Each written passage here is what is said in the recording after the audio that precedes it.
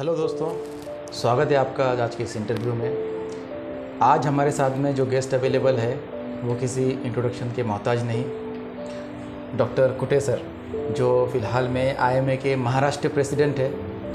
और श्रीरामपुर में ऐसा कोई इंसान नहीं है जो सर को पहचानता ना हो। तो डॉक्टर कुटे सर, आपका बहुत बहुत स्वागत है आज के इस प्रोग्राम में। सर, जब डॉक्टर बनने का जो क्वेश्चन आता है बच्चों के सामने, क्वेश्चन जो दिमाग में होता है कि सब लोग जो डॉक्टर्स वगैरह देखते हैं मार्केट के अंदर, ये भी डॉक्टर है, ये भी डॉक्टर है, ये भी डॉक्टर है, ये भी डॉक्टर है। अब डॉक्टर क्या चीज़ होती है? अलग अलग उसमें भी कई अलग अलग प्रकार होते हैं, कई अलग अलग डिग्रीज़ वगैरह होती है। डॉक्टर मीन्स क्या? गुड इवनिंग, आप सबको नमस्ते। आज इस शुभ दिन पर समता फाउंडेशन के अंतर्गत और उसके अध्यक्ष हमारे दोस्त श्री शौकत भाई और मोहसिन शेख, नदीम गुलाम, मोहम्मद शफी अंसारी, शब्बीर कुरैशी, अर्शा गुलाम और बहुत सारे अपने मित्र परिवार इसमें शामिल है। और जो करियर गाइडेंस के बारे में अपने सबको जानकारी के लिए अलग अलग फील्ड के लोगों को बुला के उनका अनुभव सबको फ़ायदेमंद कैसा रहेगा, ये जो प्रोजेक्ट शुरू किया है इसका मैं कौतुक करता हूँ और आपको धन्यवाद देता हूँ। Thank you so much. Doctor बनना ये बहुत सारे लोगों को, बच्चों को जब पूछा जाता है आगे बनकर आप क्या बनेंगे, तो बहुत सारे बताते हैं, बच्चों को बोलना आता है कि डॉक्टर का आगे चल के मुझे डॉक्टर बनना है, मुझे नर्स बनना है, मुझे सेवा करनी है। और सही रास्ते से डॉक्टर की एक संधि है, मौल्यवान संधि है, तो जो कुछ किसी के जान बचाने के लिए काम आ सके, उसका शिक्षण जो है, उसका अनुभव जो है किसी के जान बचाने के लिए काम आता है, वो सबसे अच्छी चीज़ है, मौल्यवान चीज़ है। डॉक्टर के अंदर अलग अलग प्रकार होते हैं। एक तो पहला डॉक्टर ऐसा है कि ये जो उपाधि है, जो उच्च शिक्षित है, डबल ग्रेजुएट है, उसको डॉक्टरेट कहते हैं। तो ये शिक्षण, ज़्यादा से ज़्यादा शिक्षण पेशा का शॉर्ट फॉर्म है DR। लेकिन कौन सा भी डॉक्टर बनना, जो कष्ट उठाना पड़ता है, अनुभव लेना पड़ता है, वो डबल ग्रेजुएट के कुछ कम नहीं, वो उपाधि डॉक्टर को दी जाती है। ज़्यादा से ज़्यादा आजकल एलोपैथी के डॉक्टर समाज में दिखते हैं और एलोपैथी का जो उपाधि है उसको बोलते हैं MBBS, मतलब bachelor of medicine and bachelor of surgery. उसमें मेडिसिन भी आता है, बिना शस्त्रक्रिया दवा से इलाज करना। Bachelor of medicine and bachelor of surgery, मतलब कोई शस्त्रक्रिया उसको भी परमिशन उसको रहती है। ये जो है, ये विंग को हम एलोपैथी कहते हैं। एलोपैथी में आता है। Allopathy means modern medicine. और आजकल जो संख्या है मॉडर्न मेडिसिन की, वो बढ़ रही है।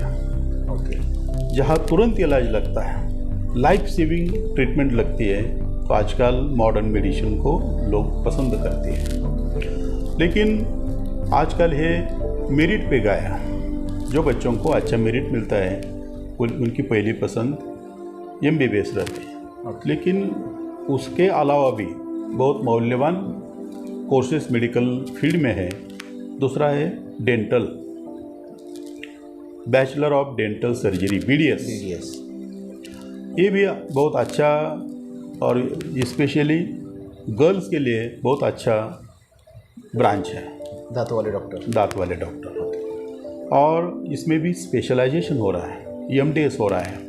उसके अंदर सुपर स्पेशलाइजेशन हो रहा है। जो कुछ दांत और हृदय का इलाज करता है, कोई कंजर्वेटिव करता है, कोई ऑर्थोडोंटिस्ट करता है, कोई फेसियो मैक्सिलरी करता है, कोई ट्रॉमा के बारे में देखता है, कोई एस्थेटिक फेशियल के इलाज करता है। अच्छा, उसके बाद में बहुत सारी चीज़ें हैं, बहुत सारी स्पेशलाइजेशन ये कुछ दिनों में हो गए हैं। और आज यूरोपियन कंट्रीज़, अमेरिकन कंट्रीज़ में डेंटिस्टों को पहली पसंदी मिलती है। इसके अलावा अपना जो कई इंडोजनस मेडिसिन है इंडिया का, वो है BAMS, bachelor of Ayurveda medicine and surgery. Okay. Ayurveda ये लाइफस्टाइल है। ओके। डेली दैनंदिन जीवन आदमी का कैसा होना चाहिए, तो ये प्रिवेंटिव साइंस है। अगर हर दिन में, हर ऋतु में, हर समय में आप एनवायरनमेंट के जैसा अपने खुद के बॉडी में चेंजेस करोगे तो बीमारी से दूर रहोगे। और इसमें वात, पित्त, कफ ऐसा वर्गीकरण किया है और उसके हिसाब से जो कैटेगरी में पेशेंट बैठता है उसने वो चीज़ से दूर रहना जरूरी है। अगर कुछ वो चीज़ उसके पथ्य पालन में नहीं आई तो बीमारी का कारण बढ़ता है। तो प्रिकॉशन लेना है आयुर्वेदा के अंदर, आयुर्वेदा इज नथिंग बट आहार, विहार, आचार और विचार, इसमें शुद्धता हो तो फिर अपना जीवन मान जो है तो निरोगी रहता है। और उसमें जो कुछ प्रोसीजर्स है वो प्रोसीजर जैसा जैसा ऋतु में बदल होता है, जैसा जैसा बॉडी के अंदर बदलाव होता है उसके हिसाब से कोई प्रोसीजर, उसको पंचकर्म हम कहते हैं, वो पंचकर्मा करना पड़ता है। और इसके फायदेमंद वाली ये ब्रांच है, इसमें साइड इफ़ेक्ट्स कम है। और इसमें भी आजकल पोस्ट ग्रेजुएशन हो रहा है, मतलब कोई पढ़ाने के लिए जाता है, बच्चों के लिए कोई प्रैक्टिस करता है। आज शुद्ध या प्योर आयुर्वेदिक प्रैक्टिस करने वाले लोगों को लोग ज़्यादा पसंद करते हैं। ओके। और इसमें कोई साइड इफेक्ट नहीं है जैसा आपका? इसमें ज़्यादा साइड इफेक्ट नहीं। ओके। वैसा कौन सी ही ब्रांच में वैसा देखे गया तो डीप नॉलेज होना बहुत ज़रूरी है। हर एक पेशेंट को एक ही रेप्लिका या फॉर्मूला नहीं हो सकता। अलग अलग पेशेंट को अलग अलग उसका बीमारी के हिसाब से, उसका शरीर के हिसाब से दवा देना जरूरी है। अगला जो एक साइंस है, फैकल्टी है, वो है BHMS, homeopathy. Homeopathy is related to the chemistry.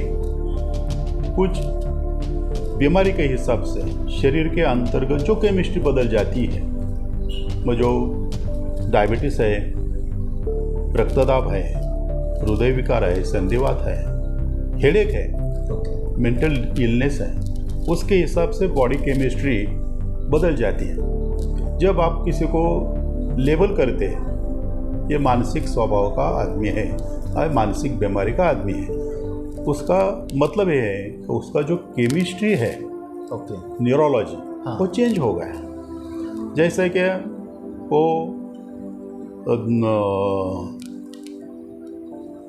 Oxytocin, ये हैप्पी हार्मोन्स है। जब आदमी उत्साह में रहता है, आनंदी रहता है, तो हैप्पी हार्मोन उसको एंडोर्फिन्स कहते हैं, वो ज़्यादा रिलीज होता है। जैसा किसी का रिजल्ट लग गया और पहला आ गया, तो हैप्पी हार्मोन ज़्यादा तैयार होता है, बॉडी में से क्रिएट होता है वो। तो ये हैप्पी हार्मोन का प्रमाण हमेशा बैलेंस में रखना बहुत ज़रूरी है। जब आदमी नाराज होता है, पीड़ित होता है, तो ये हैप्पी हार्मोन्स के अलावा जो कुछ बैड इफेक्ट करने वाले हार्मोन्स हैं वो बढ़ जाते हैं, बॉडी केमिस्ट्री चेंज हो जाता है, और वो समझना बहुत ज़रूरी है। इसमें भी साइड इफ़ेक्ट नहीं रहते, लेकिन उसका फ़र्क दिखाने के लिए उपचार के दरमियान थोड़ा अवधि लगता है। और ये जो पैथी है, ये बेसिकली हनीमन जो डॉक्टर थे वो एलोपैथी के डॉक्टर थे।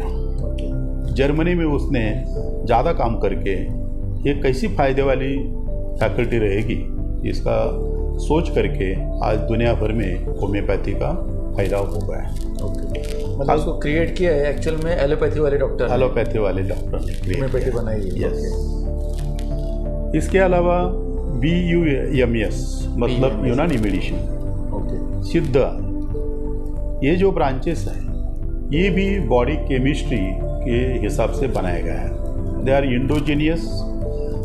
कौन सी भी पैथी लो वो खराब नहीं हो सकती, लेकिन उसका स्टडी करने वाला, डीप स्टडी करने वाला आदमी होना चाहिए, जिसको हम कठोर परिश्रम और वो साइंस का डीप नॉलेज होना बहुत ज़रूरी है।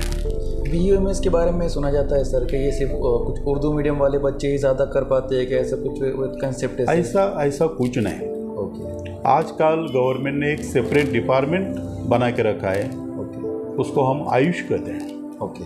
ये आयुष के अंदर ये सब साइंसेस आ जाते हैं। उसमें आयुर्वेद है, ओके, यूनानी है, होम्योपैथी है, सिद्ध है, सब है, सभी उसके अंदर है।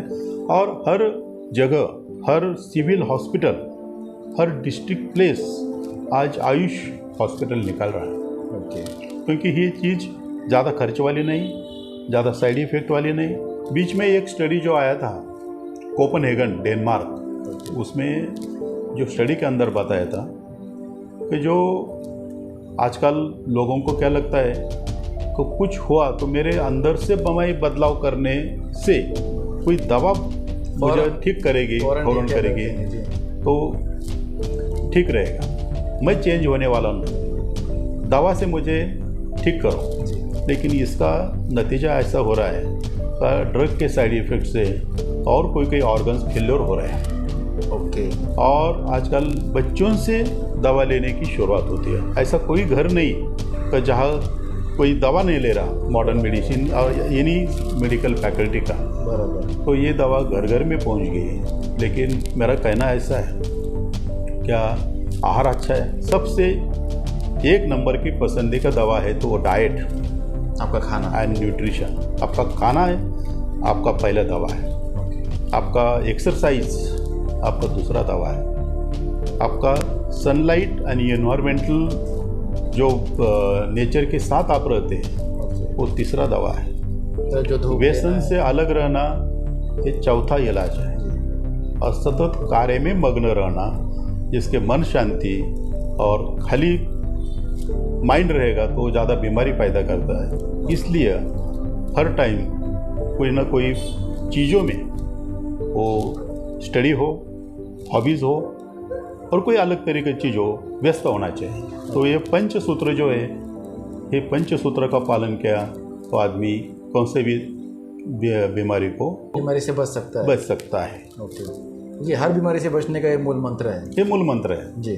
तो आपने जिस तरीके से बताया, क्या मेडिकल फील्ड अगर अपन कोई डॉक्टर अगर देखते हैं हम लोग, तो उसमें MBBS हो सकता है, MBBS है, बिल्कुल, BAMS है, BHMS है, BDS है और BUMS है। सॉरी, इस तरीके से अलग अलग जो फैकल्टीज़ है, अलग अलग फैकल्टीज़ के अलग अलग डॉक्टर्स होते हैं। यस। ठीक है। और फिर ये इसके जो अलग अलग, फिर उसके बाद में जाके स्पेशलाइजेशन करेंगे, फिर उसमें से कोई बच्चों के लिए खास डॉक्टर बन जाते हैं, या फिर दांतों के लिए खास हो जाते हैं, फिर कोई सर्जरी में जाते हैं। तो ये इस तरीके से इनके अलग अलग डॉक्टर्स की अलग अलग ब्रांचेस होती है जहाँ से ये लोग आते हैं। बराबर है। ओके। इसके अलावा भी आजकल जिसका इम्पोर्टेंस बढ़ रहा है वो एक फील्ड है नर्सिंग। ओके।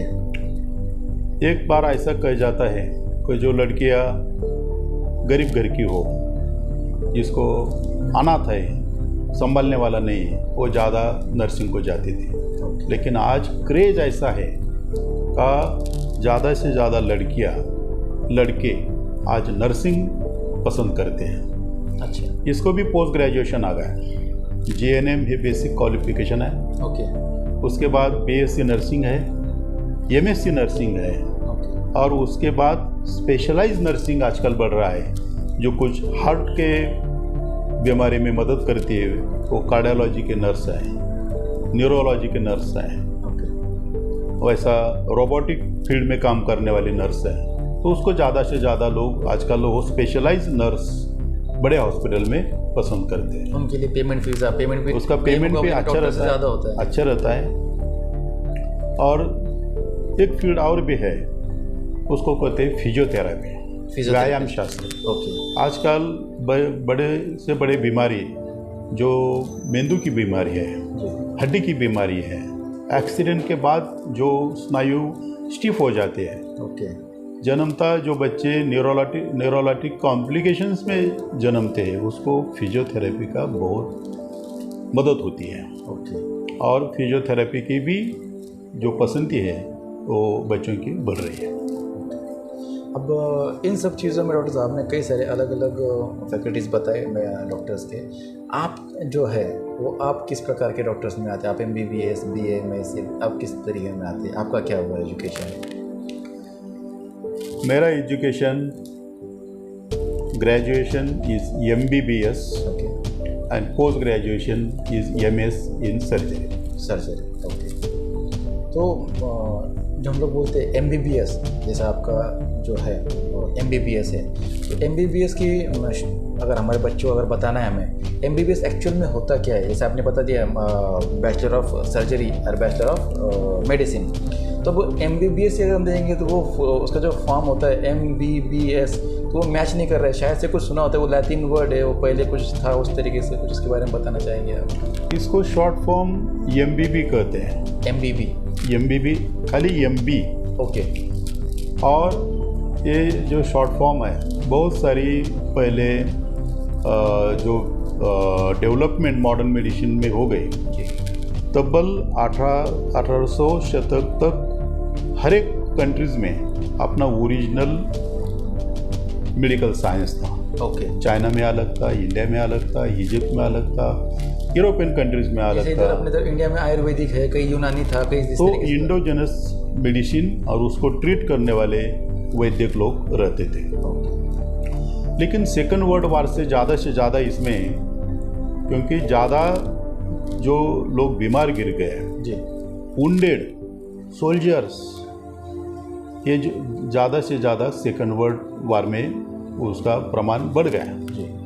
और वो वार के बाद भी अदर देन इंजुरीज, अदर जो बीमारी है वो भी ज़्यादा दिखने लगी।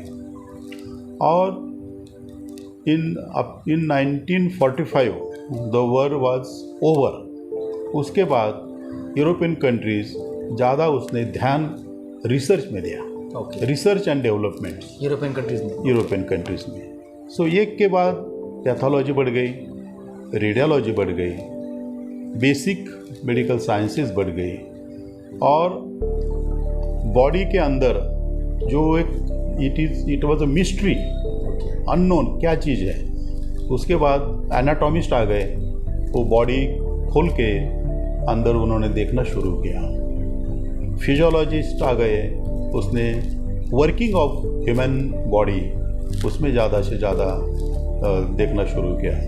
उसके बाद पैथोलॉजी, ये जो साइंस है, पैथोस मीन्स डिसीज़, ये लोगों को पहले लगता था कि कोई कोप हो गया, ये कोई बाहर से कुछ हवा आ गई, और इससे वजह से वो बीमारी हो रही है।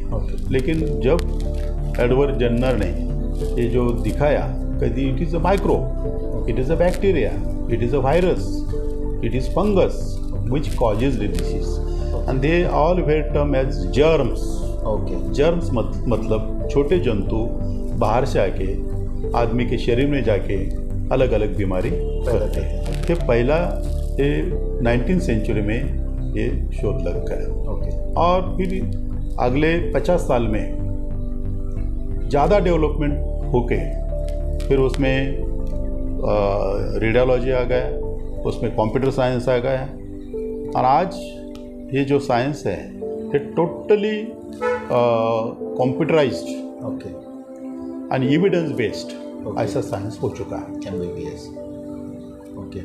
अभी सबसे इजी जो ऑडियंस भी सुनना चाहेंगी और सबसे इजी क्वेश्चन जो है, और सबके दिलों में यह क्वेश्चन है सर, कि अगर आज किसी भी बच्चे को, छोटे से छोटा बच्चा हो या बड़ा बच्चा हो, कोई भी एज ग्रुप का, या फॉर एग्जांपल मैं मेरे बच्चे को लेता हूँ कि मेरा बच्चा है 6 महीने का, अब उसको अगर मुझे डॉक्टर बनाना है तो स्टेप्स क्या रहेंगे?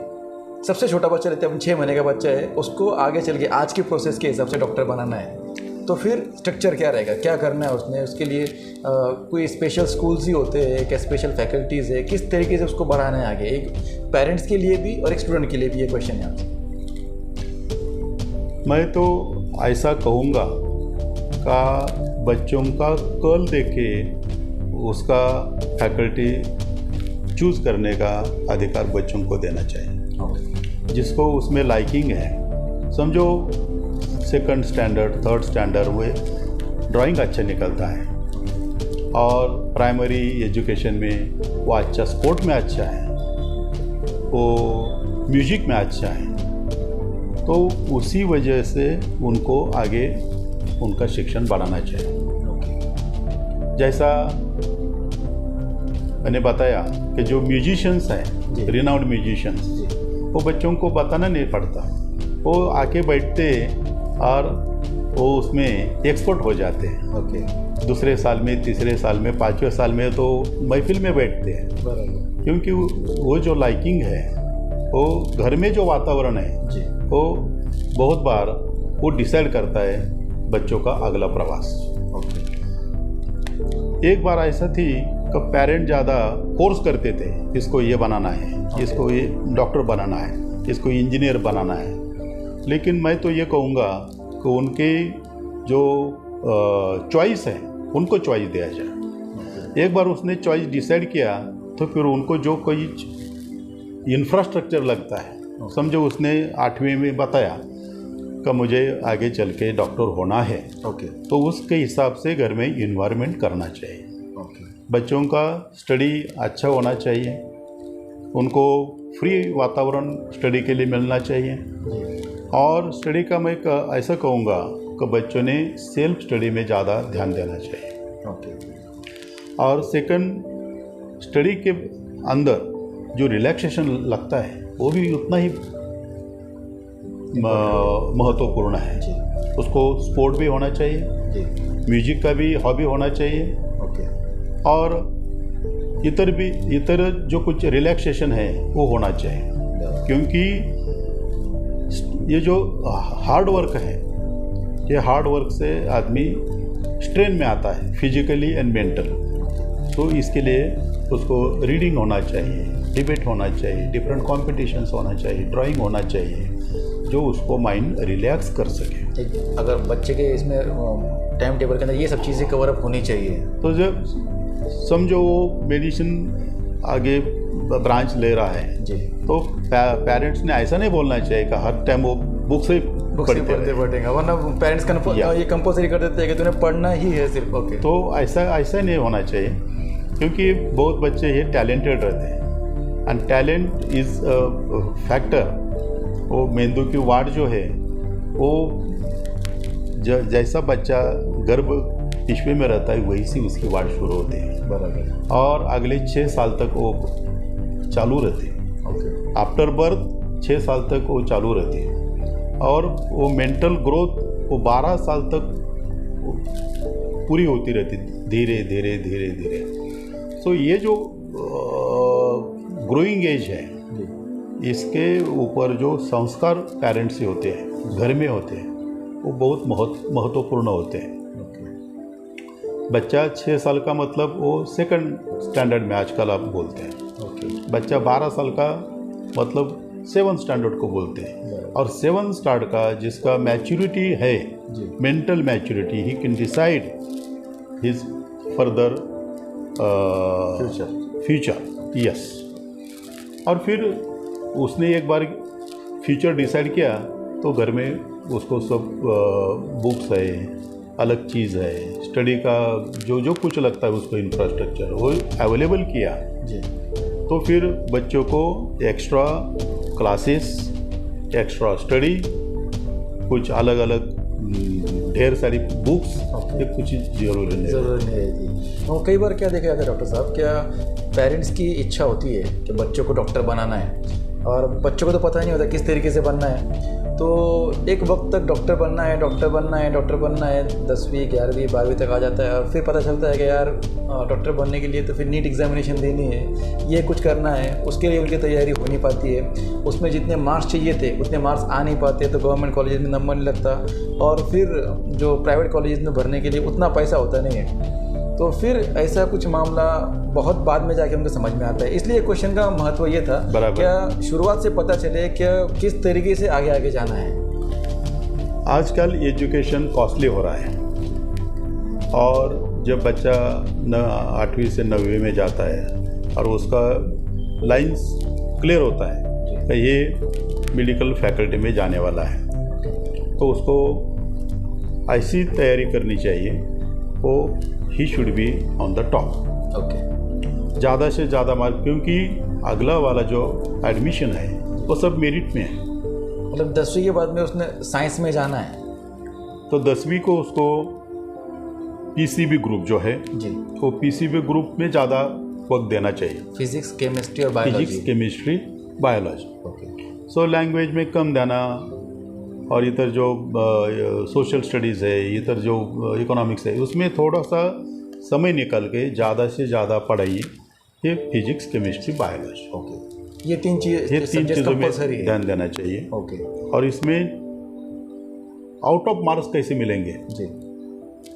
ये तैयारी करनी चाहिए। मतलब इसमें जो सिर्फ साइंस फैकल्टी वाले जो है वही बच्चे आगे जाके डॉक्टर्स के लिए जा सकते हैं। आर्ट्स और कॉमर्स वाले इसके अंदर इनके लिए दरवाजे बंद हो जाते हैं, ये लोग नहीं जा सकते। बराबर है। आपको 10वीं के बाद में आपने साइंस ही चाहिए आपको, अगर आपको डॉक्टर बनना है। डॉक्टर बनना है। और फिर भी आपको साइंस में भी फिजिक्स, केमिस्ट्री और बायोलॉजी, ये 3 सब्जेक्ट्स ही लेना है। सब्जेक्ट बराबर। और इसमें आप जितना टॉप करेंगे वो आपका डिसाइड करेंगे आपके मेडिकल सीट के लिए।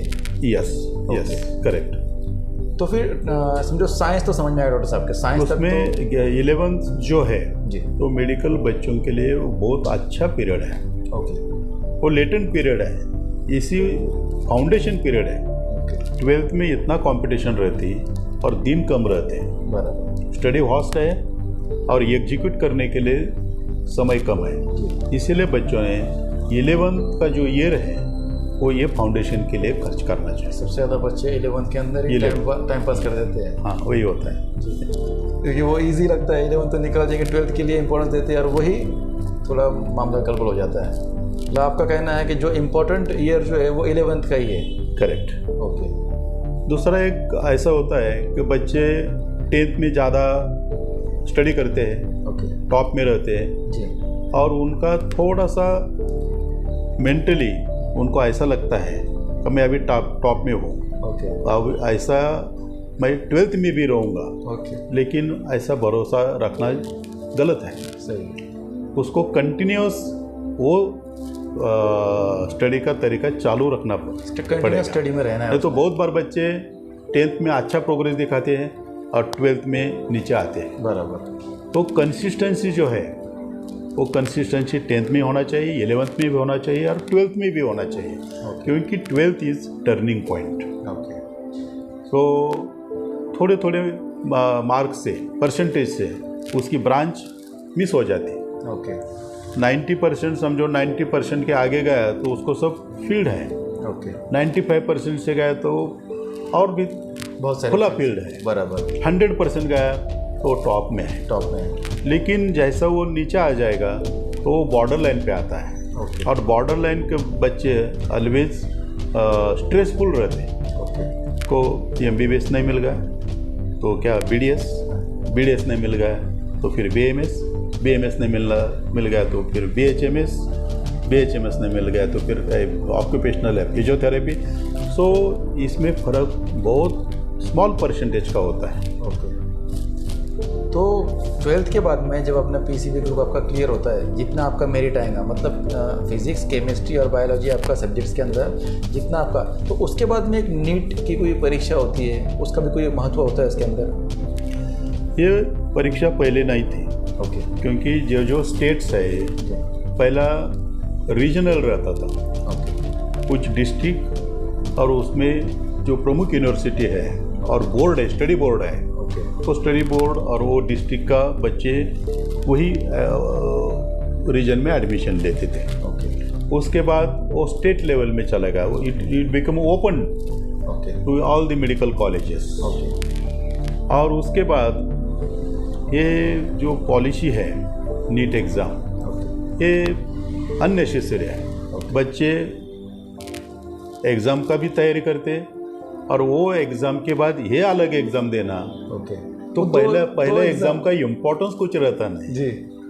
और ये जो एग्ज़ाम है ये ज़्यादा से ज़्यादा मल्टीपल चॉइस क्वेश्चंस के रहता है। ओके और मल्टीपल चॉइस क्वेश्चंस एग्ज़ाम जो है वो टॉप में भी ला सकती है तो नीचे भी गिरा सकती है।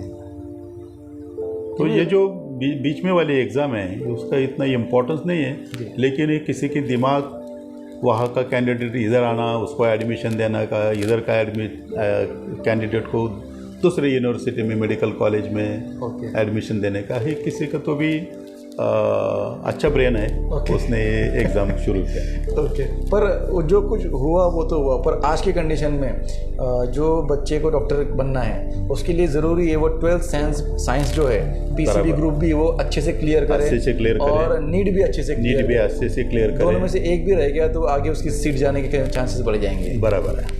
तो उसने 12th करना है, नीट करना है, और फिर उसके बाद में आगे अपॉर्चुनिटीज़ क्या होती है? गवर्नमेंट कॉलेजेस है, प्राइवेट कॉलेज। मेडिकल फील्ड ऐसा है कि उसमें हर ईयर और हर ग्रेजुएशन करियर वो कंपटीशन ही है। समझो उसने 12th को अच्छे किया, उसके वैसा ही उसको स्टडी हार्ड और नीट को करना पड़ता है। नीट के बाद जो MBBS को एडमिशन मिला, फर्स्ट ईयर क्लियर करने के लिए उतना ही स्टडी करना पड़ता है, सेकंड ईयर क्लियर करने के लिए उतना ही स्टडी करना पड़ता है, थर्ड ईयर, और वो समझो MBBS हो गया।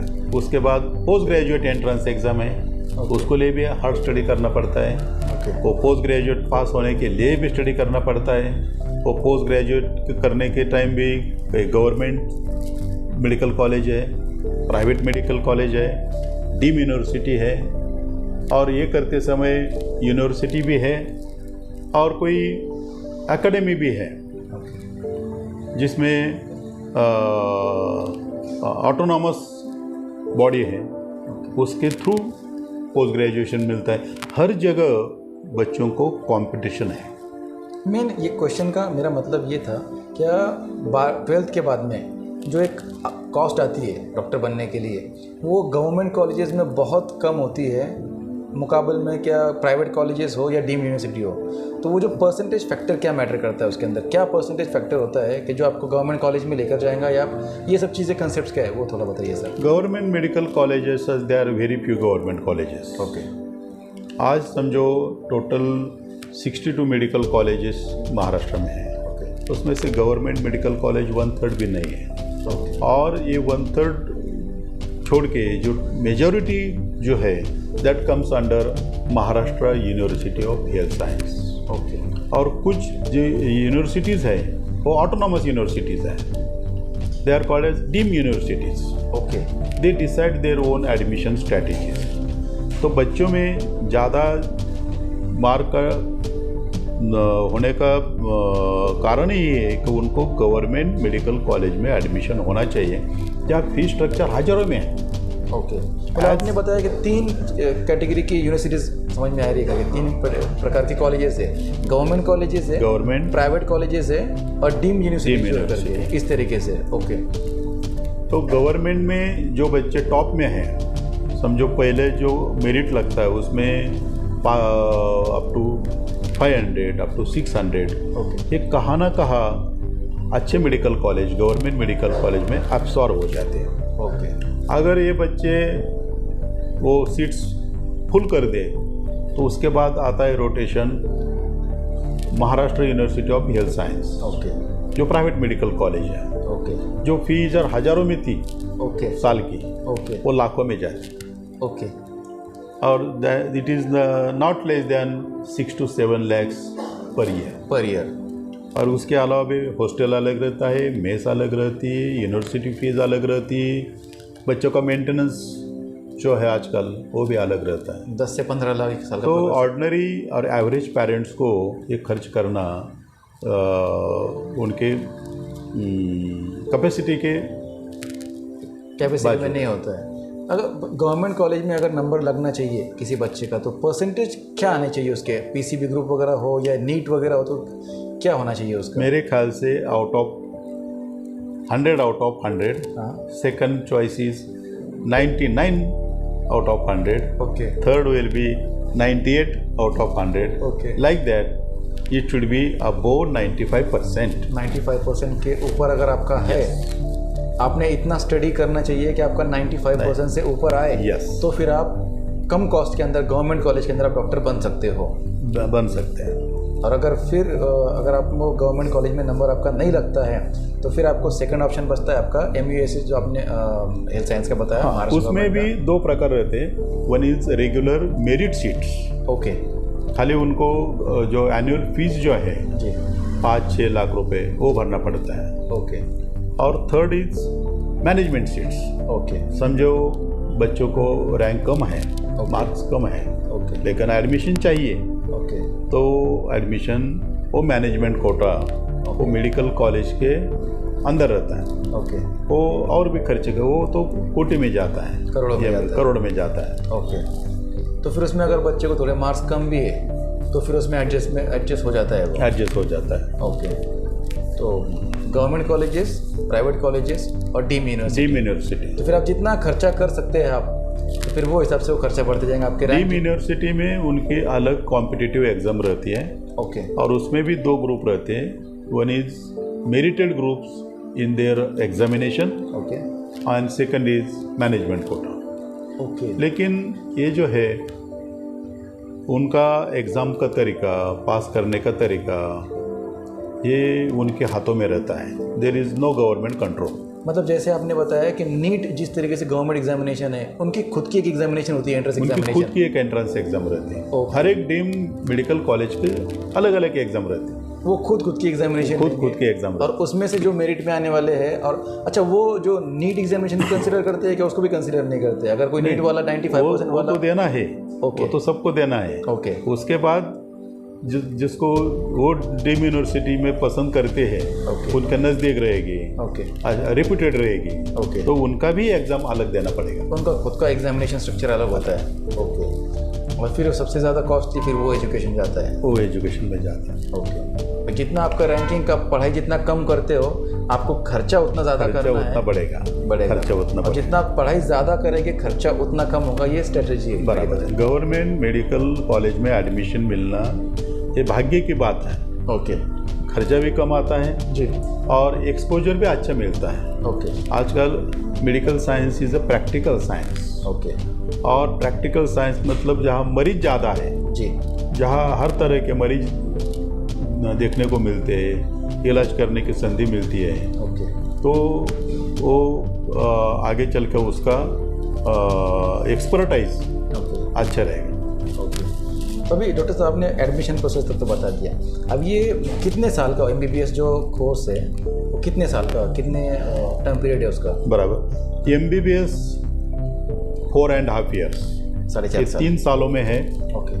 First year 3 semesters, okay. Second year 3 semesters, okay. Third year 3 semesters, total 9 semester, मतलब इट इज़ 4.5 years, ओके। और इसके बाद इंटर्नशिप 1 year, ओके। और इंटर्नशिप के बाद अभी अलग अलग जगह में बॉन्डेड पीरियड रखा है। मतलब आपने जो बताया वो अगर 4.5 साल 9 सेमेस्टर और एक इंटर्न, मतलब तो 5.5 साल। हाँ, 4.5 तो एजुकेशन है, ओके। उसके बाद 1 year इंटर्नशिप है। इंटर्नशिप वही कॉलेज में आपको 5.5 years is the basic MBBS course, yes, study course. Okay, study course. इसमें समझे एक आधा टर्म फेल गया, ओके, तो 5.5 का 6 साल हो गया, ओके। इस तरीके से जो कोर्स वगैरह MBBS कोर्स अगर कंप्लीट हो जाता है किसी का, तो फिर उसके बाद में अपॉर्चुनिटीज़ क्या होती है उस चीज़ के लिए? उसके बाद में क्या क्या पॉसिबिलिटीज़? एक बार MBBS हो गया, इंटर्नशिप पूरी हो गई, वो नीट PG को उसको अपेयर होना पड़ता है पोस्ट ग्रेजुएशन के लिए। Post graduation, okay. Post graduate entrance के लिए सेपरेट एग्ज़ाम रहती, PG एंट्रेंस, ओके। और वो PG एंट्रेंस में भी वैसा ही मेरिट लगता है, सेम नीट वाला कंसेप्ट उधर एप्लीकेबल है, ओके। फिर उसके राउंड शुरू होते, ओके। पहले फिजिकली जाना पड़ता था राउंड के लिए, ओके। आजकल ऑनलाइन राउंड शुरू हो गए, मतलब घर बस में घर रह के बच्चों प्रेफरेंस दे सकते हैं। मेरा फर्स्ट प्रेफरेंस ये मेडिकल कॉलेज है, सेकंड प्रेफरेंस ये है, ओके। तो पहले वो 1.5-2 महीने उनको हर एक महाराष्ट्र के काने कोपरे में जाना पड़ता था, ओके। आजकल वो ऑनलाइन सिस्टम। जैसे आपने बताया कि आपका MS है, MS और MD इस तरीके इसको अपन पोस्ट ग्रेजुएशन बोलते हैं। Yes, okay. तो MD और MS में क्या फ़र्क होता है डॉक्टर साहब? One is MD is doctor of medicine, okay, and MS is master of surgery, okay, जो MBBS के अंदर आपने बताया बैचलर ऑफ मेडिसिन और बैचलर ऑफ सर्जरी जो था, उसके अंदर जिसको हम बोलेंगे मास्टर करना आगे, वो तो ग्रेजुएशन था, ग्रेजुएशन था, basic medical graduation. Okay, now this is post graduation, masters degree. Okay, अभी डॉक्टर ऑफ मेडिसिन MD जो है, ओके, उसमें शस्त्रक्रिया का कोई कारण नहीं होता जी, खाली पेशेंट देखना, इलाज करना, इन्वेस्टिगेट करना और उसको नॉन सर्जिकल इलाज से ठीक करना। ओके, उसमें MD डॉक्टर है। ओके, यस, MD जी, उसमें एक कैटेगरी है फिजिशियन, जो हार्ट के, डायबिटीज़ के और इतर सारी बीमारी जो रहती जी, उसका पेशेंट देख के इलाज करके उनको ठीक करते हैं। ओके, MD में दूसरा जो है वो पीडियाट्रिक्स, बच्चों का। ओके, उसमें उसमें भी यही है, बच्चों को देखना, इलाज करना, कोई सर्जरी का कोई कारण है नहीं। ओके, MD फिर गायनेकोलॉजी भी है, ओके, स्त्री रोग है, प्रसूति शास्त्र है, ओके, भूल तज्ञ है ओके, और इमेजिंग स्पेशलिस्ट है, रेडियोलॉजी है। ओके, ये सब ब्रांचेस MD में आते हैं। MD में आते हैं। ओके, इसमें सर्जरी नहीं है। इसमें सर्जरी का कोई कारण है। ओके, तो इसको हम कॉन्जर्वेटिव मेडिसिन कहते हैं। ओके, कंजर्व करने वाला। कंजर्व। ओके, और इसका और भी एक नाम है non invasive medicine. Okay, non invasive मतलब किसी को धक्का नहीं। किसी को। ओके, ओके, और सर्जरी जो है, सर्जरी ये इन्वेजिव मेडिसिन है। ओके, उसमें कोई चाकू लेना पड़ता है, ये करना पड़ता है, छेद लेना पड़ता है, ओके, कोई उसको धक्का पहुंचना पड़ता है शरीर को, इसलिए उसको कहते हैं इन्वेजिव। ओके, और ये सर्जरी में अंदर MS जनरल सर्जरी है, MS ऑर्थोपेडिक सर्जरी है, ओके, MS कान नाक घसा मतलब ENT सर्जरी है, ओके, MS ऑप्थल मतलब आई सर्जरी है। ओके, तो ये जो अलग अलग तरीके हैं उसका भी मेरिट होता है। अच्छा, MS के अंदर भी इतने सारे प्रकार के इतने सारे सर्जरी merit है। है। ओके, वो भी आगे सब कुछ इसी वो माइक्रो मेरिट में ओके चले गया उसके अंदर। चले गए। ओके, आपने डॉक्टर साहब कई सारी चीज़ें जो थी वो तो कवर अप कर दी, MBBS के बारे में किस तरीके से बनना है, क्या चीज़ है, ये कुछ सब चीज़ें आपने कवर अप कर दी। अब सबसे एक ज़रूरी बात होती है, क्या हमारे लोकल परिस्थितियों में से, ठीक है, बाहर कोई MBBS बन गया, MBS बन गया तो वो ठीक है, वहाँ पे था। आप श्रीरामपुर के लोकेशन में MBBS बने, MS बने, आपका जो था जर्नी वो किस तरीके से थी? अच्छा, मैं श्रीरामपुर में एक्सीडेंटली लॉन्च हो गया हूँ। ओके, मेरा बर्थ प्लेस है नेवासा, अच्छा, और वो भी एक बस्ती। अच्छा, पूर्वी ज़्यादा से ज़्यादा लोग खेती करते थे बराबर फार्मिंग। और एक 10-12 खेतों वालों के जो ग्रुप रहता है उसको बस्ती कहते थे। बस्ती, बराबर। तो ऐसे एक नेवासा बुद्रुक के अंतर्गत एक बस्ती जहाँ हमारा जन्म हुआ, और उसके बाद वहाँ तो कोई स्कूल नहीं था। बराबर तो जो बच्चे थे 10-12, जी, वो 10-12 बच्चों के लिए एक टीचर रखा गया, जी, और वो नॉन मैट्रिक था। उस टाइम 10th वगैरह नहीं था। ओके, मैट्रिक मतलब 11th स्टैंडर्ड, ओके, और वो टर्निंग पॉइंट था। मतलब आपके जो टीचर थे वो नॉन मैट्रिक टीचर थे। ओके। नॉन मैट्रिक मतलब तो उनको नौकरी मिलना इतना आसान नहीं था। ओके, तो हमारे कोई जो मुखिया थे बस्ती वाले, उन्होंने ऐसा एक नॉन मैट्रिक लड़का ही था वो, उसको एज अ टीचर ओके, रख दिया। उसको कोई सैलरी नहीं थी।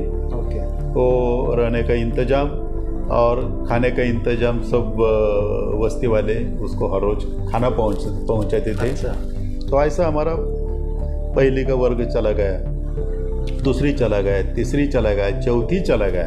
अच्छा, और कोई ऐसा उधर कोई ऐसा खास बोर्ड नहीं था।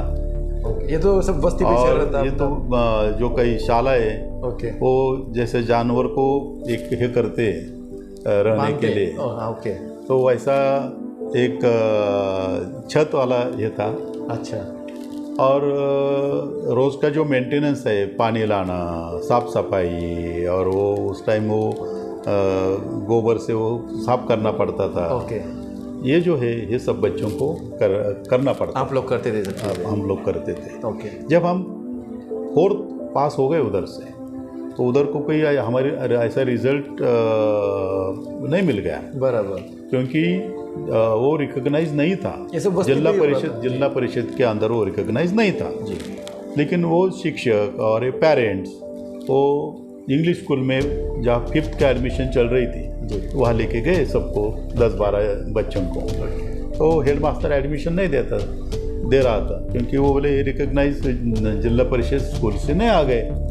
तो रिक्वेस्ट करके वो हम सबको जिला परिषद को जो पेपर था चौथी वाला, उसको हमको बिठाया गया और हम सब बच्चे पास हुए और उससे 5th को एडमिशन मिला। इस तरीके से आप लोग 5th तक पहुँचे। और 5th to 11th ये जो है ज्ञानोदय इंग्लिश स्कूल, उस टाइम वही एक इंग्लिश मीडियम स्कूल नेवासा में था। तो सेमी इंग्लिश मीडियम स्कूल था, खाली इंग्लिश वो अंग्रेजी में पढ़ाते थे, बाकी सब जो सब्जेक्ट है वो लोकल लैंग्वेज में पढ़ाते थे। तो ऐसा 11th तक हमने उधर पूरा किया, मैट्रिक का कोर्स का। लेकिन हर साल 1st to 4th मैं पहला रहता था, 5th to 10th 11th पहला रहता था। और पहला मतलब हर सब्जेक्ट में पहला, वो मैथ्स है, लैंग्वेज है, हिंदी है, संस्कृत है, सोशल साइंस है, ज्योग्राफी है, उसमें सब कुछ ये जो सब्जेक्ट रहते थे उसमें हर एक सब्जेक्ट में फर्स्ट और ओवरऑल फर्स्ट। ज़्यादा मेहनत की। इसका एक फ़ायदा मुझे ऐसा हुआ, कहा ज्ञानोदय इंग्लिश स्कूल जो है वो हमारे घर से 7 किलोमीटर लंबा था। और जाते जाते उस टाइम कोई गाड़ी नहीं थी, बस नहीं थी, जो आजकल घर से हमें पैदल जाना पड़ता था 7 किलोमीटर। तो रास्ते में 7 किलोमीटर हम वो बुक्स पढ़ते थे। और ऐसा होता था कि हर एक पार्ट जो है लेसन है वो पार्ट हो जाता था। 7 किलोमीटर पोएम, लेसन्स सब पार्ट हो जाता था। इंग्लिश जो का स्पेलिंग्स है वो पार्ट हो जाता था। अभी चलते चलते ये पूरा पढ़ते थे, चलते पढ़ते थे 7 किलोमीटर में। उसके बाद ये करते करते जैसा मैंने पहले बताया का अलाइड लाइकिंग भी होनी चाहिए, बराबर। तो मेरा पहला पसंदीदा ड्राइंग। और मैंने वो जो 4 एग्ज़ाम थी उस टाइम ड्राइंग की वो पूरा कर दिया। उसके बाद वो कॉम्पिटिटिव एग्ज़ाम साइंस का था, मैथमेटिक्स का था, लैंग्वेज में भी रहते थे, वो भी पूरा कर दिया। यूनाइटेड नेशन ऑर्गेनाइजेशन का उस टाइम एक ऐसा एक कोर्स था और लोग बच्चों को एक 3-4 महीने पढ़ाई करके उसको बिठाते थे, यूनाइटेड नेशन ऑर्गेनाइजेशन का सर्टिफाइड कोर्स। वो भी हमने 9th स्टैंडर्ड में पूरा कर दिया। और इसके अलावा scout, NCC, work experience, gardening, ये अलाइड सब्जेक्ट थे। सब हर एक हम शामिल थे, हर एक शामिल थे। तो जैसा मैंने बताया, इसीलिए आप बच्चों के लिए बोल रहे थे कि सब कुछ करना चाहिए, सब कुछ करना चाहिए। तो उसमें क्या रहता है, तुम्हारा जो कोई स्टडी के बाद में स्ट्रेस आता है, टेंशन आता है, तो रिलैक्स हो जाता है। क्योंकि आजकल पेरेंट्स, आपने जिसने बताया कि बच्चों को एकदम वो बांध के रखा है, सुबह 6 बजे से लेके तो रात को 12 बजे उनके क्लासेस, ट्यूशंस वगैरह इसी में, और ना उसमें स्पोर्ट्स है, ना कुछ एक्टिविटी है, ना कुछ, इस तरीके से उनको वर्कआउट करके रखा है। बराबर। तो उस टाइम हमें स्ट्रेस ये चीज़ मालूम नहीं थी। स्ट्रेस क्या होता है, खाली वो जो स्ट्रेस कौन सा था, वो छड़ी वाला स्ट्रेस था। उसके अलावा स्ट्रेस कोई नहीं था। लेकिन जो दर्जा था शिक्षण का, वो बहुत ही ऊंचा दर्जा था, गुरु की इज्जत करना। उसके बाद 12th PVP कॉलेज प्रवरनगर, उधर हमारा शिक्षण, क्योंकि बहुत से सारे लोग, वो तो कॉलेज था, बड़ा कॉलेज था, लेकिन बच्चों फार्मर्स के थे, कम इनकम वाले ग्रुप के थे। तो उधर एक स्कीम था, अर्न एंड लर्न, तो तुम कुछ काम करो कॉलेज के अंदर, तुम लाइब्रेरी में कुछ टाइम दो, गार्डन में कुछ टाइम दो, क्लीनिंग साफ सफाई में कुछ टाइम दो, और उसका कोई मंथली कोई रकम मिलता था। बराबर। तो I was there in earn and learn scheme. तो मेरा रहना फ्री था, मेरा खाने का इंतजाम फ्री था, बुक्स लाइब्रेरी से मिलते थे, तो कुछ खर्च नहीं आया। Again I was first in earn and 12th science with earn and learn stream. Okay, आपको वहाँ पे भी पढ़ाई की वजह से आपको खर्चा नहीं आया, कुछ और खर्चा फर्स्ट आ गए आप। Yes. ओके, फिर उसके बाद में आपका MBBS, उसके बाद में आपके वक्त में शायद पता है अब नीट था ही नहीं। नीट था ही नहीं, ओके, लेकिन उस टाइम हमें फ्री एंट्री थी। You can get admitted into medical, engineering और IIT और व्हाटएवर, और यानी रिसर्च लाइक फिजिक्स, केमिस्ट्री। तो गाइडेंस भी नहीं था बराबर। घर वालों को, तो आज उस टाइम कुछ मालूमात नहीं थी। अच्छा, उसने हमारे 12th तक कभी स्कूल का दरवाजा भी नहीं देखा था। ओके, जैसे बाकी बच्चे पढ़ रहे हाँ। वैसा अपना भी लड़का पढ़ रहा है। ओके, और जब बाकी लोगों ने MBBS का फॉर्म भरा, हमने भी MBBS का। वैसा था, पूछने वालों को रैपोर्ट टीचर तक अच्छा नहीं था, क्योंकि there was a difference. Okay, कैसा पूछना है, क्या पूछना। जी, तो जो अगले वाली बैच है उनकी पसंदी क्या है वो कहा जा रहे हैं, उसके हिसाब से सेकंड जनरेशन का लॉट वो डिसाइड होता था। और फिर वो एडमिशन मिल गया BJ medical college Pune. Okay, पर ये आपके हिसाब से तो ठीक हो गया, पर अब तक भी कुछ बच्चे ऐसे करते हैं कि सब बच्चे MBBS हो रहे हैं तो MBBS के लिए ही, कुछ टीचर्स के लिए जा रहे हैं तो कुछ टीचिंग के लिए ही, और फिर एक वक्त होता है कि बहुत ज़्यादा टीचर्स या बहुत ज़्यादा डॉक्टर्स मार्केट में आ जाते हैं। तो थोड़ा बहुत उस वक्त में जो आपका आप बोल रहे काउंसलिंग की कमी थी, तो आज प्रॉपर काउंसलिंग होनी चाहिए, आपको कहा जाना है इस रिलेटेड। बराबर है जी, बराबर है, क्योंकि क्या होता है, बहुत सारे बच्चे पेरेंट ने उनको फोर्स किया जी, तो पहले साल में वो थक जाते हैं। बराबर। ये करिकुलम है ऐसा है, कई वास्ट करिकुलम है। ओके, 12th को छोटे बुक रहते जी। 100 पेजेस, 150 पेजेस। तो जब MBBS को एडमिशन मिलती तो एक सब्जेक्ट रहता है एनाटॉमी। ओके, वो तो बच्चे उसको उठा भी नहीं सकते, इतना बड़ा 1200 पेजेस का बुक है। ओके, 1200। दूसरा जो सब्जेक्ट है फिजियोलॉजी, वो 600 पेजेस का बुक है। ओके, और तीसरा जो सब्जेक्ट है बायोकेमिस्ट्री, वो 300 पेजेस का है। ओके, ये सब ऑथर्स फॉरेन वाले हैं, ओके, कोई यूरोपियन है, कोई अमेरिकन है। ओके, उनकी लैंग्वेज समझना भी बहुत मुश्किल है। ओके, उनके अंदर 2 थियरीज है, जो कोई वर्ड्स, ग्रामेटिकल वर्ड्स, वो अंग्रेज लोगों का उनकी पसंद अलग है, ओके, और अमेरिकन ऑथर्स की पसंद अलग है। तो दोनों में भी डिफरेंस गिर जाता है। जो सिलेबस है उसके अंदर भी। ओके, जब तक 12th है तब तक बच्चों को इंग्लिश का इतना डेप्थ नहीं था, नहीं रहता। Okay, and suddenly they are exposed to a vast topic, vast subjects, okay, and all foreign authors. Okay, अलग अलग प्रकार की इंग्लिश भी। ग्रास्प करना बहुत आसान जाता है। ओके, और वर्ड्स भी जो लिखे हैं वो भी टफ वर्ड्स हैं, उसका मीनिंग समझना भी मेडिकल डिक्शनरी बाजू में रखना पड़ता है। ओके, और मेडिकल सिलेबस समझने के लिए डिक्शनरी रखना डिक्शनरी इतने टफ वर्ड्स रहते हैं उसमें। ओके, और फिर ये तो 1.5 साल का रहता है।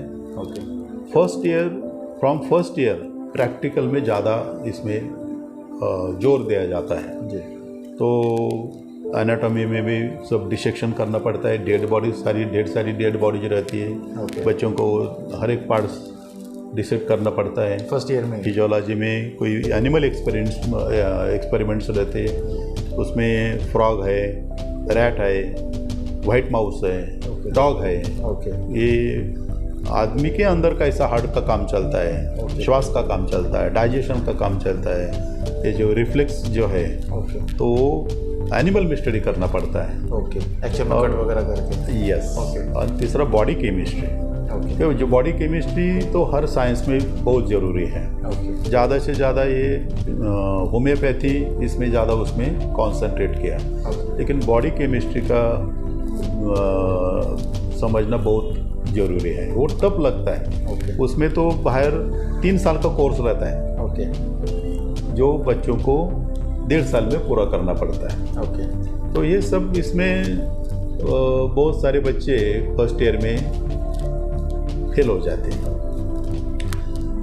इसका एक ही ऐसा है कि डे 1 से एक बार मेडिकल शुरू किया तो रोज़ 2-3 घंटा स्टडी करना चाहिए। ओके। स्टडी हॉस्टल में नहीं होती, स्टडी कॉमन रूम में नहीं होती, स्टडी लाइब्रेरी में ही करना पड़ता है। लाइब्रेरी में स्टडी देन एंड देन बच्चों कॉन्सेंट्रेट कर सकते हैं, ओके। पढ़ाई कर सकते हैं। बहुत बार एक एक घंटा एक पन्ना उलटने में लगता है, ओके। इतना वो डेप्थ में रहता है। बहुत बार इसलिए हम लोग देखते हैं कि कुछ बच्चे डायरेक्ट स्टडी के लिए अपना जो शहर है वो छोड़ देते हैं, दूसरे शहर में जाके रहना, लाइब्रेरीज में ज़्यादा टाइम गुजारना, कि जिसकी वजह से प्रॉपर स्टडी हो पाए।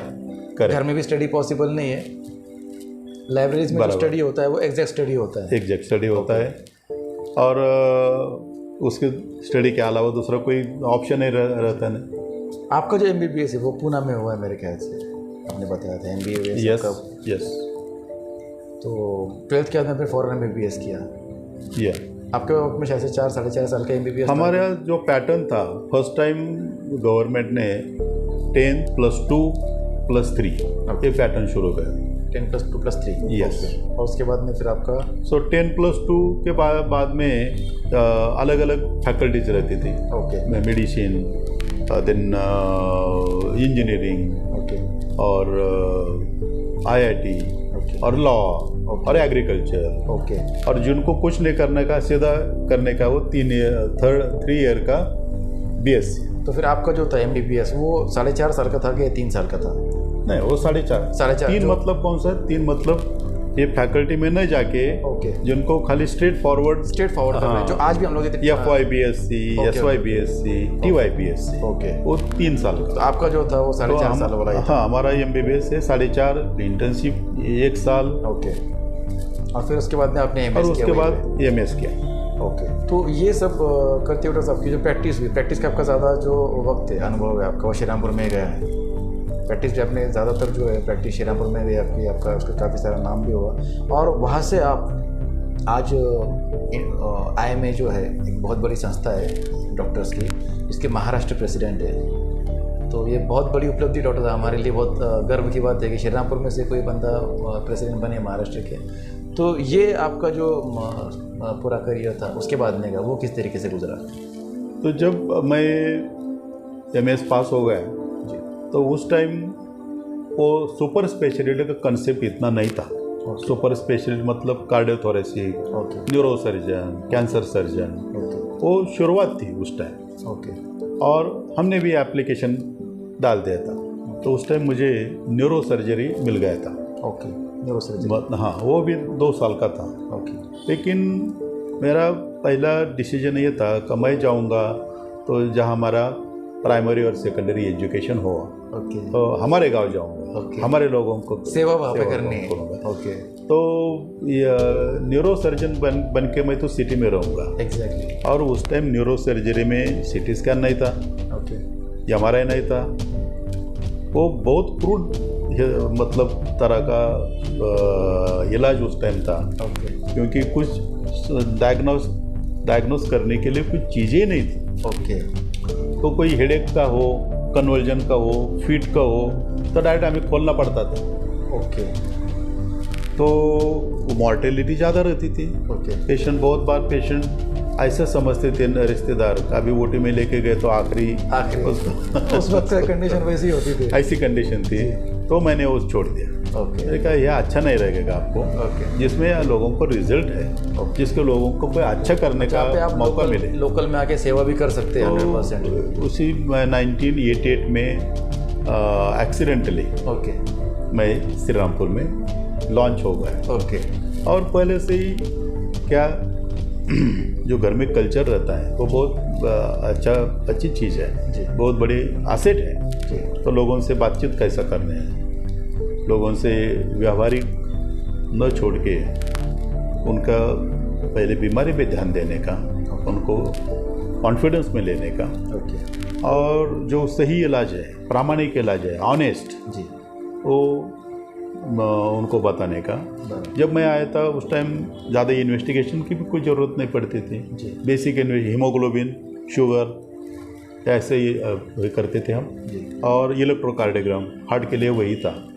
हार्ट के लिए उसके आगे ये 2D को और फिर एंजियो, वो तो डेवलपमेंटल फेज में थी। ओके। तो 2-3 इन्वेस्टिगेशन में हम मेजर सर्जरी करते थे, हीमोग्लोबिन, शुगर और ECG, बस हो गया। ओके। क्लिनिकली ज़्यादा था, क्लिनिकली लोग जज करते थे ये फिट है क्या, कैसा लगता है, इसको भूल दे तो सहन करेगा क्या। तो जब सर्जरी अगले दिन प्लान की तो अगले दिन वो आके देखते थे, एनेस्थेटिस्ट देखते थे कम, क्योंकि ग्रीन सिग्नल उनके हाथ में है। ओके। सर्जरी हमारा तो टेक्निकल काम है, तो मैकेनिकल काम है। ओके। बच्चों को वही करना है, 20 साल को वही करने का है, हर्निया, 40 साल को वही टेक्निक है और 60 साल को वही टेक्निक है। लेकिन एनेस्थीसिया सहन करना अलग अलग एज में अलग अलग है। एग्जैक्टली। तो एनेस्थेटिस्ट वो पहले दिन आते थे और फिर वो सब मुँह दे के, हार्ट दे के, स्टेथोस्कोपी चेक करके बहुत सारे प्रश्न घर वालों को पूछते थे और फिर हम सर्जरी करते थे। सर्जरी में एनेस्थीसिया वो प्रिमिटिव स्टेज में था, आजकल जैसा वेंटिलेटर और सब कंप्यूटराइज वो कुछ जो कुछ पॉसिबिलिटीज हो गई आजकल। ईथर था, ईथर का बॉटल और डब्बा। ओके। तो उसको टेक्निक ही बोलते थे, भूल का कौन सा टेक्निक, डब्बा बॉटल टेक्निक। डब्बा बॉटल टेक्निक। तो बस इतना प्रिमिटिव स्टेज में, लेकिन काम अच्छा होता था उस टाइम। सेंट लुक्स ये भी बहुत फेम था उसका भी। एग्जैक्टली। अच्छा सर्जरी उधर होता था। प्राइवेट लोगों को लगता था अरे इसके आगे हम क्या करेंगे, इधर ना हमारा इधर गांव में वो चलेगा नहीं चलेगा। लेकिन हर एक हॉस्पिटल ने बहुत सेवा किया है, बहुत दिन तक, बहुत साल तक उसने सेवा की जी। लेकिन वो करते करते गांव में भी पेशेंट आने लगे जी, लोगों का विश्वास बैठने लगा। आपका ज्वाइनिंग मतलब सेंट लुक हॉस्पिटल में है जो आपको ज्वाइनिंग हुआ? मैं नहीं था। अच्छा। मैं प्राइवेट में ही लॉन्च हो गया। ओके। और कम चार्जेस, लोगों की ज़्यादा सेवा।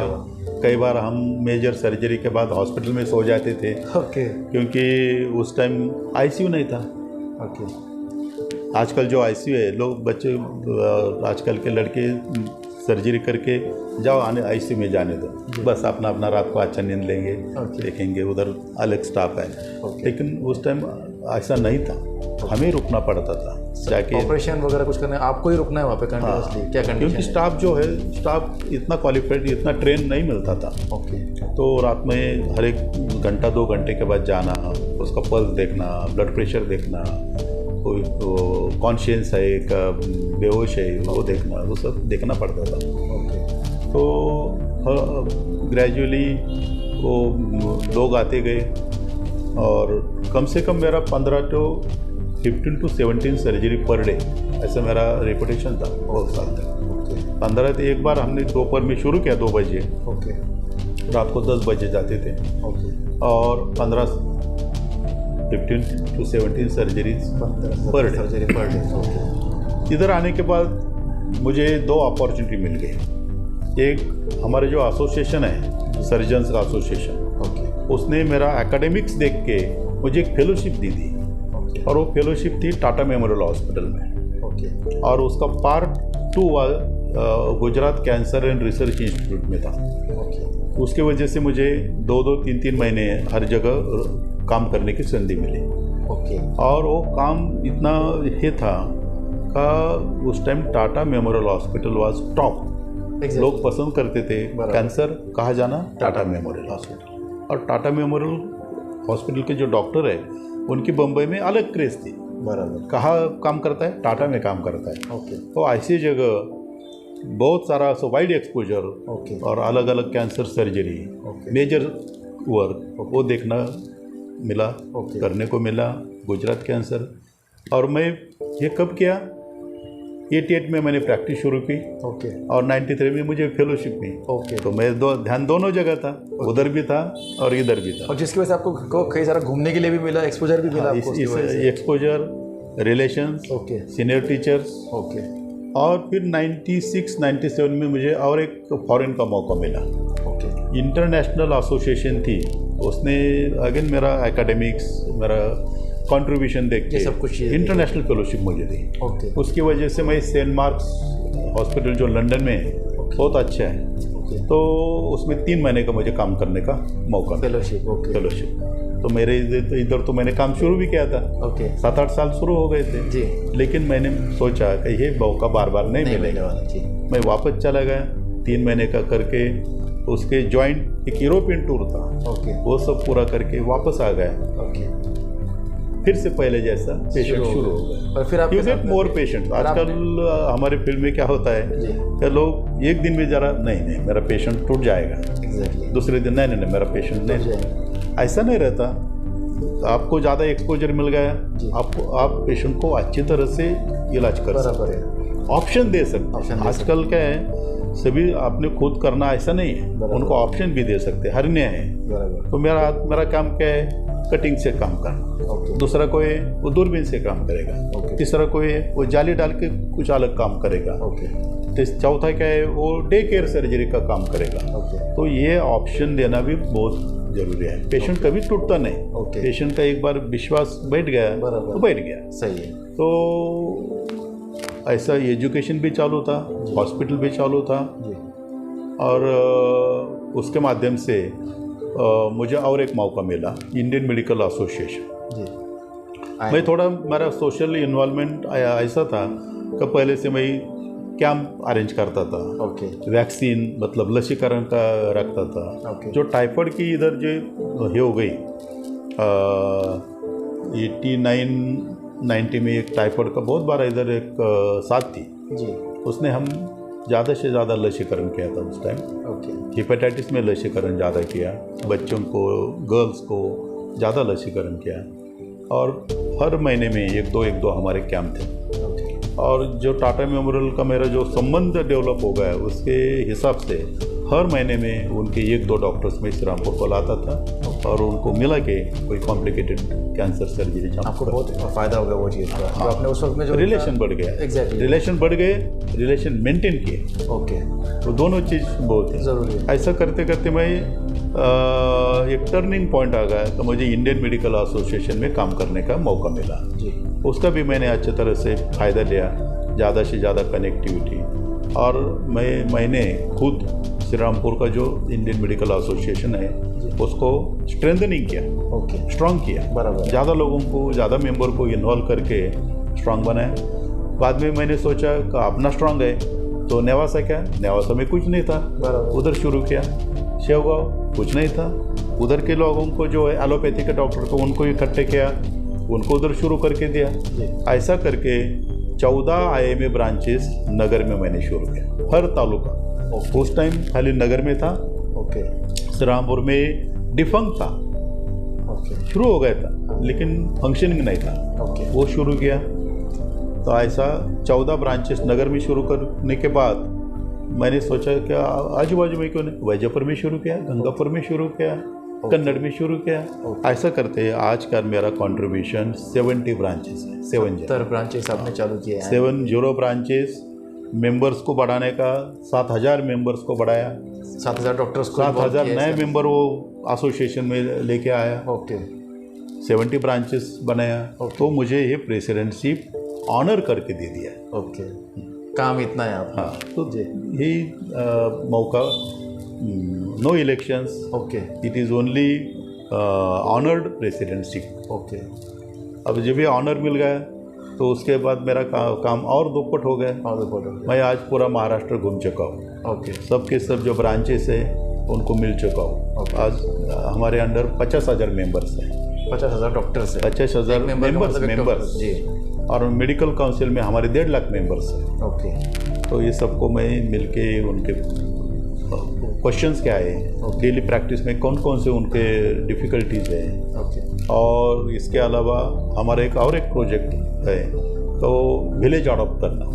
क्योंकि विलेज के लोग जो है मजूर है वो दवाखाने में लेट आते हैं, क्योंकि उनका मजूरी कहाँ है, रोज़ कमाएंगे तो पेट चलेगा। इसीलिए कोई गार्ड भी आ गई तो एक दिन भी खर्चा नहीं करेंगे क्योंकि मजूरी टूट जाती है। सही है, इसीलिए वो लोग लेट आते हैं। तो आज हमारा इंडियन मेडिकल एसोसिएशन ऐसा सोचा कि हम देहात में जाएंगे, उनको जांच करेंगे, वो विलेज कुछ साल के लिए अडॉप्ट करेंगे दत्तक। तो हमने 161 विलेजेस आज तक अडॉप्ट किए, 160, और नेशनल लेवल में 1 नंबर है। और ये सब अलग अलग चीज़ आज हमने जो की महाराष्ट्र के लिए जी। वो नेशनल लेवल में टॉप में है। ओके मेंबरशिप बढ़ाई तो टॉप की बढ़ाई, ओके ब्रांचेस खोला तो टॉप को खोला, ओके विलेज अडॉप्शन तो नेशनल लेवल में महाराष्ट्र टॉप में ले लिया। ओके उसके अलावा 1 जुलाई हम डॉक्टर्स डे सेलिब्रेट करते हैं। ओके उसने हमने महाराष्ट्र हर ब्रांच ने ब्लड डोनेशन कैंप रखना चाहिए। ओके तो एक दिन के अंदर 1 जुलाई महाराष्ट्र पूरा 7,292 बॉटल्स कलेक्शन होगा, ओके वो डॉक्टर ने दे दिया। ओके तो हाँ, तो समझो 7,000 भी पकड़ा ओके। तो आज कम से कम 4-5 हज़ार लोगों के काम आ गए, जान बचाने के लिए सर्जरी को काम आ गए, जी। डिलीवरी को काम आ गए, जी। एक्सीडेंट के मरीज को काम आ गए, जी तो एक अच्छा काम है। जी हमने आज महाराष्ट्र में 5,000 ट्यूबरक्लोसिस पेशेंट अडॉप्ट कर, ओके और हर मेंबर उसको 500 महीना खर्च कर रहा है ओके उनके खाने पीने के लिए। ओके क्योंकि ये जो पोर पेशेंट्स हैं ये दवा तो फ्री मिलती है, घर में पौष्टिक खाना नहीं है, बराबर इसकी वजह से वो उनको दवा लागू नहीं होती, ओके इम्यून पावर नहीं बढ़ती बराबर और वो रेजिस्टेंट हो जाता है। बराबर तो वो कम करने के लिए हमने मेंबर्स ने वो टीबी पेशेंट अडॉप्ट करके लिया, वो 5,000 है। और भी सारे उपक्रम जो है ये सारे आज नेशनल लेवल में टॉप में है। महाराष्ट्र ये नेशनल लेवल में टॉप में हमें पहुंचा। जो आपने फर्स्ट टाइम ऐसे टॉप करना चालू किया था तो ये IMA को भी टॉप पर लेकर गए। बहुत बहुत बड़ी बात है डॉक्टर साहब, आपसे जितनी भी बात हुई बहुत अच्छा लगा आपको सुना, और ये प्रेरणादायी है हर किसी के लिए, जो सुनेगा उसके हर किसी के लिए प्रेरणादायी ठहरेगा। तो सबसे लास्ट में मैं ये पूछना चाहूँगा कि आज जो बच्चे डॉक्टर्स बनना चाहते हैं उनके लिए आपका क्या मैसेज होगा? बच्चों के लिए मेरा मैसेज यही होगा, कौन सा भी शाखा बुरी नहीं होती, लेकिन जो फैकल्टी निकला उसका ध्येय अंतिम टॉप जाने का। जहाँ पे भी तुम हम top कौन में सा भी माउंटेन चूज करो, उसको एवरेस्ट करो, ओके कौन सा भी माउंटेन निकलो लेकिन टॉप में जाने की कोशिश रखो, ये मेरा सलाह रहेगा। आर्ट भी बुरी नहीं है, कॉमर्स भी बुरी नहीं है, साइंस भी बुरी नहीं है, सभी में टैलेंट है।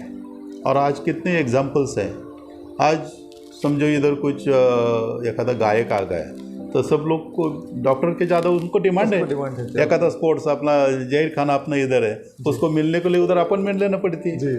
तो हर फील्ड में टैलेंट है और उनको आज उनकी महानता ज़्यादा है। बराबर डॉक्टर तो आजकल सभी जगह मिलते हैं, इधर 150 डॉक्टर्स है जी और संगमनेर गए तो उधर 200 डॉक्टर्स है जी। लेकिन उन्होंने क्या किया, रियाज किया जी स्टडी किया, कंसंट्रेशन किया, अपने फील्ड में टॉप पे पहुंचे। टॉप पे पहुंचा। तो कौन सा भी फील्ड लो टॉप में पहुंचो। आयुर्वेदिक मिल गया no problem, you go to the top level. Okay homeopathy में भी है, डेंटिस्ट भी है, go to the top level. Okay ये सपना होना चाहिए। टॉप लेवल आसानी से नहीं मिलता, जी उसको कष्ट उठाना पड़ता है, उसके लिए 14-14, 15-15 घंटा काम करना पड़ता है, स्टडी करना पड़ता है, और चिकाटी और हार्ड वर्क, कंसिस्टेंसी, छोड़ना नहीं। कौन सी भी फैकल्टी बीच में कभी नहीं छोड़ने का, वो रास्ता कैसा भी हो, कांटे वाला भी हो, अलग अलग करके जाना पड़ता है। तो जैसा हम ऐसा बताते थे, हम एग्ज़ाम मैं हमेशा देता हूँ का आजकल बच्चों को शॉर्ट नोट चाहिए जी, बड़ा बुक्स नहीं चाहिए। ओके तो वैसा एक राजा को दिमाग में आ गया क्या करना चाहिए, बच्चों को मैसेज देना चाहिए। आजकल जो यंग जनरेशन है जी, तो उन्होंने इसी ऊपर एक एजुकेशनलिस्ट थे, उनको बुलाया, उनको बोला ये ग्रंथ है, ये ग्रंथ है। ये लोग देखते नहीं, बच्चे लोग पढ़ते नहीं। तुम ऐसा करो, इसमें से कंसाइज मैटर लिखो, बच्चे पढ़ सके। तो सब विद्वानों ने क्या किया, छोटे छोटे बुकलेट किया। राजा को लगा ये भी लोग नहीं पढ़ेंगे बच्चे लोग, ओके ये भी 200 पान वाला बहुत उनके लिए ज़्यादा हो गया जी। तो बोला नहीं तुम ये लेके जाओ, इसमें से खाली 1-2 पेजेस वाला लिखाओ, ओके तो वो पढ़ सकेंगे वो, और उनको कोई अच्छा टेक होम मैसेज मिल जाएगा। तो कुछ दिन के बाद वो सब लेके आए, हर एक का 2-2 पन्ना हाथ में था। राजा ने बोला ये तो कब देखेंगे, तो पहला भी नहीं, दूसरा कब उल्टेंगे और कब देखेंगे, नहीं देखेंगे। ओके। इनको एक ही स्क्रीन वाला मैसेज चाहिए, स्क्रीन वाला मैसेज, वो भी लेके आया। ये करते करते राजा आखिरी आ गए का तुम एक सेंटेंस बनाओ। ओके। तो सबका एक सेंटेंस, सब विद्वानों का एक ही सेंटेंस आ गया, there is no alternative for hard work and perseverance. कौन सा भी काम करो, हार्ड वर्क चाहिए और उसका ध्यास चाहिए, ध्यास, परसिवरेंस मीन्स ध्यास चाहिए। नहीं मुझे ये करना है, कोई भी ऑब्स्टिकल है तो मैं ये छोड़ूंगा नहीं। तुम मीडिया में भी दो, मीडिया में भी आजकल कितने लोगों का नाम हो गया। एक बात ऐसा लगता था इसको कुछ काम नहीं है, कह दे रहा है पेपर में, ऐसा था। आजकल मीडिया ये बहुत प्रभावी हो गया। अनेक लोगों को इंटरव्यू होता है मीडिया में काम करने लो, जैसा वो कुमार विश्वास एक वीडियो क्लिप में बहुत आता है उसका, बहुत टैलेंटेड आदमी, बहुत स्टडी वाला आदमी।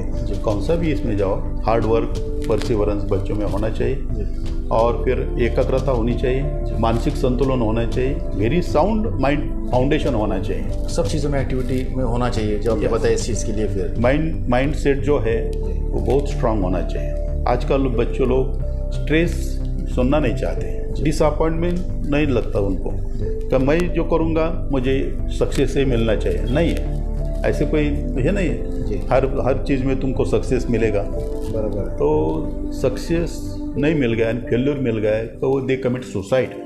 आजकल बड़े लोग, बच्चे लोग सुसाइड करते हैं। क्लासेस वाले, अभी कुछ दिन पहले कोई क्लासेस लड़की सुसाइड करने का एग्जांपल है। फर्स्ट ईयर के बच्चे सुसाइड करते हैं MBBS करते करते, सेकंड ईयर, थर्ड ईयर।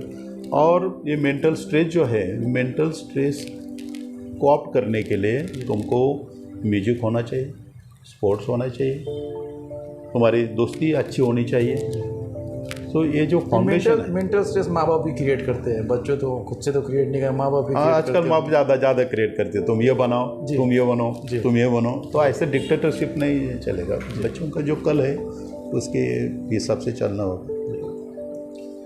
बहुत बहुत शुक्रिया डॉक्टर साहब, आज जो भी आपसे बातें सुनने के लिए मिली। मैं उम्मीद करता हूँ कि ये सभी के लिए बहुत इम्पोर्टेंट चीज़ें हैं, सभी का बहुत फ़ायदा होगा इसके अंदर से।